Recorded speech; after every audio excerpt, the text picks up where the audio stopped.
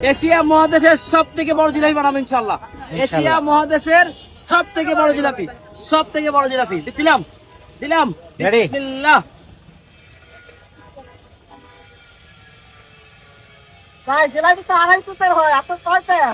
এটা যেহেতু এশিয়া মহাদেশের সব থেকে বড় জিলাপি হবে, এটার পেঁয়াজ ধরা অসম্ভব।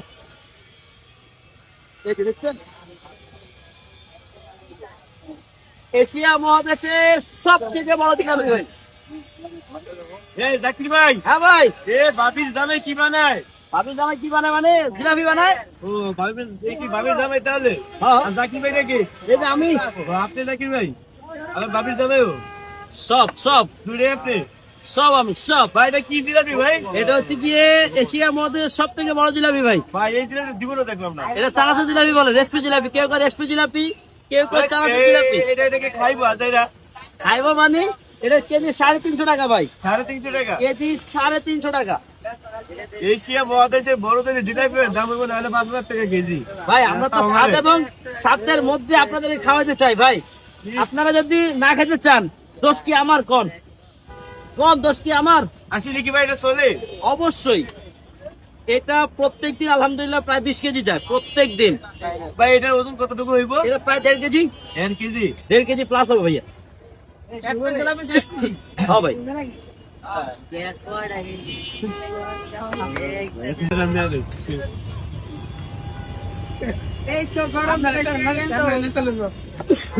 হয়ে গেছে ভাই। আর দোষ হয়ে গেছে।